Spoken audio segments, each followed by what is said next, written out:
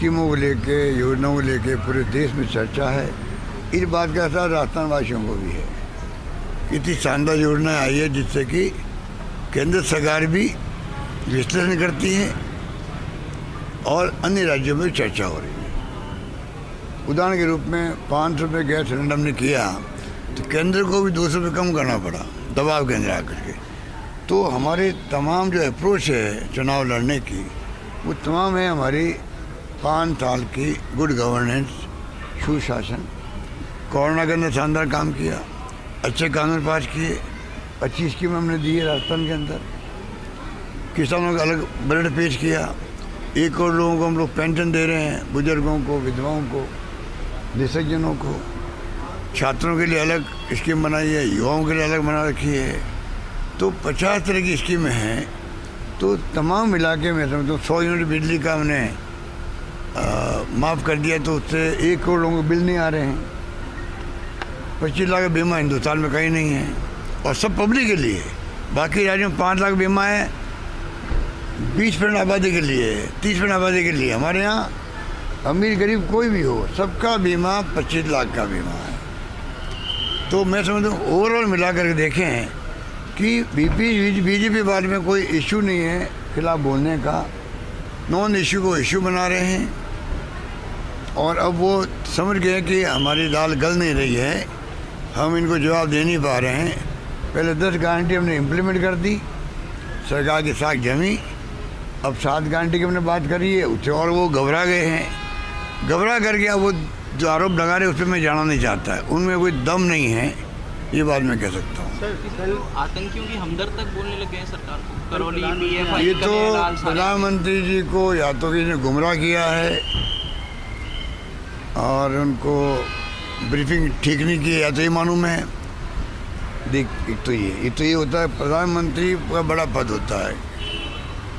तो 2 बातें, या तो उनको उनकी पार्टी लोगों ने गुमराह किया है, गलत रिपोर्ट दी है, इसलिए इस प्रकार की भाषा वो बोलें कल, जो ऑब्जेक्शनेबल है डेमोक्रेसी के अंदर। दूसरा, या फिर वो जानबूझ करके खुद घबरा गए हैं राजस्थान के माहौल से, वो खुद ही बौखला गए हैं। बौखला करके मैं समझता हूँ इस प्रकार की भाषा बोली है, जो उचित नहीं कहा जा सकता मेरे ख्याल से, तो क्योंकि इससे माहौल ख़राब होता है कि राजनीतिक पार्टी के बारे में आप ऐसी भाषा काम लो। नंबर 1। नंबर 3 जो है, कन्हैयालाल का मर्डर करने वाले कौन थे? बीजेपी के लोग थे। ये उनको ब्रीफिंग नहीं की होगी। उनको 4-5 दिन पहले जब थाने में ले गए कोई मुकदमे में, तो वहाँ के बीजेपी नेता ने उनको छुड़ाया था। ये बात उनकी ज्ञान में नहीं है कि जानकारी में नहीं है क्या? फिर कैसे बोल गए वो? हमने 2 घंटे में पकड़ लिए मुलजिमों को, और फिर भी NIA ने केस ले लिया उसी रात को। तब भी हमने कोई माइंड नहीं किया हूँ, इसलिए हो सकता है अंतर्राष्ट्रीय कोई साजिश हो, इसलिए हमने उसको कोई एतराज़ हमने नहीं किया। कोई बात नहीं, NIA केस ले लिया हाथ में। अभी तक पता नहीं NIA को चाहिए आगे बताएं अभी तक प्रोग्रेस क्या उस केस की, बताना चाहिए। आज अगर SOG केस करते इसको, अभी तक जनता को मालूम पड़ता कि SOG कहाँ तक आगे बढ़ी है, वो कुछ मालूम नहीं पड़ा हमें। तो इस प्रकार से जो प्रधानमंत्री जी बोले हैं बहुत ही अस्वीकार्य हम लोगों को, और मैं नम्र निवेदन करना चाहूँगा प्रधानमंत्री जी से, कृपा करके इस प्रकार का माहौल नहीं बनाए देश के लिए। देश के हित में नहीं है, समाज के हित में नहीं है। हमारी कोई व्यक्तिगत दुश्मनी तो है नहीं, ये विचारधारा की लड़ाई है हमारी, वही सीमित रहनी चाहिए, विचारधारा तक सीमित रहनी चाहिए लड़ाई को। प्रोग्राम पॉलिसी की बात करें, इशू की बात करें, नॉन इशू इशू बना रहे हो आप लोग, और आप इस प्रकार भड़का रहे हो लोगों को धर्म के नाम पर अभी से ही।